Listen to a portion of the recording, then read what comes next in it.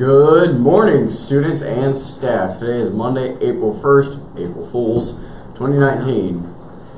My name is Jack. Oh yeah, mine is Lynn. Sorry. And for the lunch menu today, you can have pepperoni sticks with marinara or mini corn dogs. There are no birthdays celebrated today. Shocking. April Fools. On this day in 1939, General Franco proclaimed victory in the Spanish Civil War. The dictator ruled Spain until his death in 1975. In 1957, the British Broadcasting Corporation broadcasted the Spaghetti 3 hoax. The 3-minute film showed in the current affairs program Panorama portrayed by the Swiss family apparently harvesting spaghetti from a tree.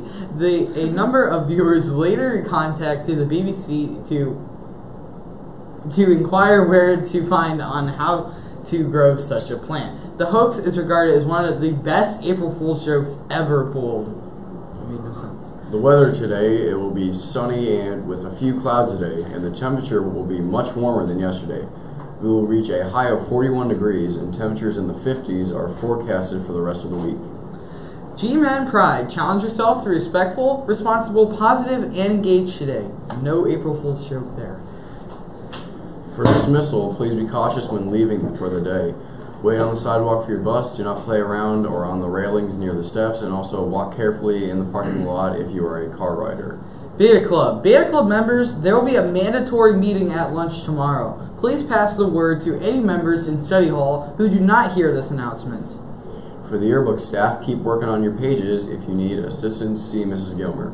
Serious about soccer, and are you a 7th or 8th grader? We are now forming a boys/girls co-ed team for Outdoor Spring 2019 to play in a Geauga County Recreational League. Sign-ups are in the office. Chromebooks must be kept in their cases. Attention 8th graders who just finished art. Your clay monsters are done. You must come to the art room to see Mrs. Gilmer sometime today to claim your monster so that she can give you a final grade on it. Excuse me. If you do not stop by, then you will receive a 0 for the project, and your report card will reflect that mark. She will be in her room during lunch. If you do not have a study hall, then you can stop by at that time. There will be a mandatory student council meeting today at lunch in Ms. Schaefer's room. Attendance is required to receive information and participate in our spring cleaning. There are a few projects with no name. Would the following people please come to the art room at this time?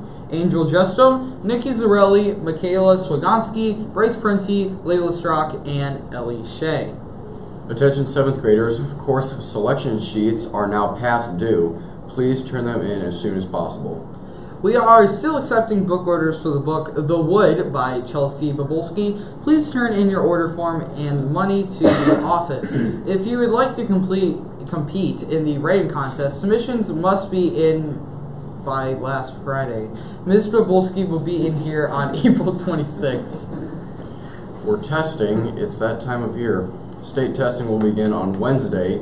Your teacher will provide you with more information. Please get plenty of rest and eat well this week. Also, make sure you bring your Chromebook to school fully charged. Please do not bring in energy drinks to school. Students are not allowed to visit the vending machines between classes. If you're scheduled for the second period study hall, please report to Middle School Media Center for class. The SAVE group will meet tomorrow at lunch. Please stand for Pledge of Allegiance. I pledge allegiance to the flag of the United States of America and to the republic for which it stands, one nation, under God, indivisible, with liberty and justice for all.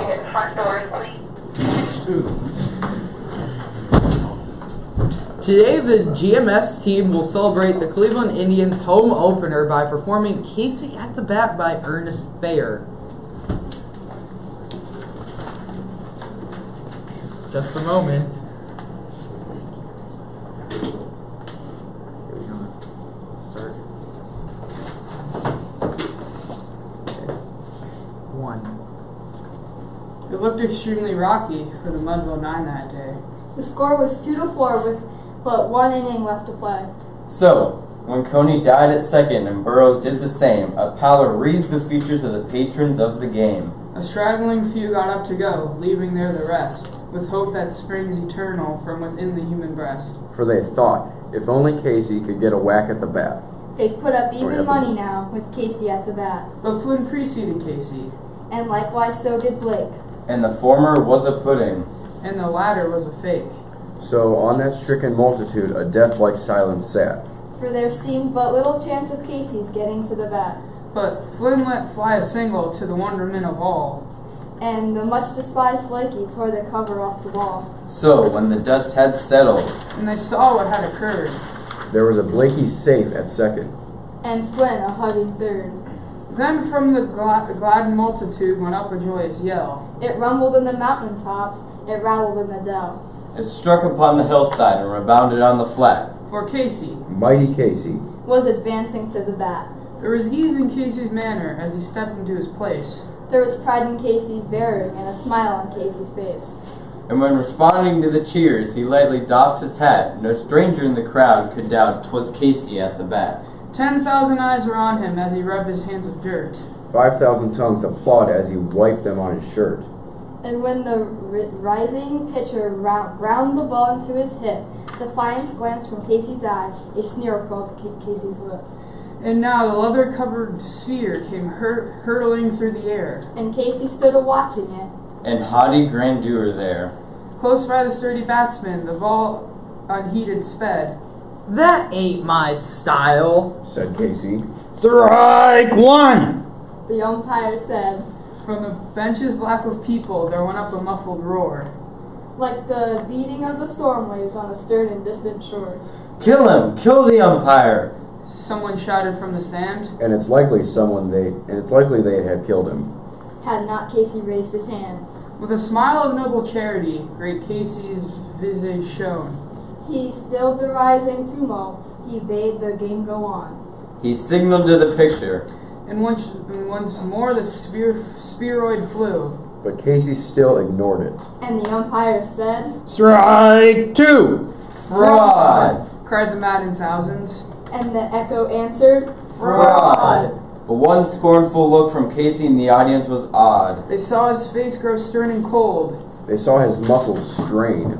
And they knew that Casey would not let that ball go by again. The sneer is gone from Casey's lip. His teeth are clenched in hate.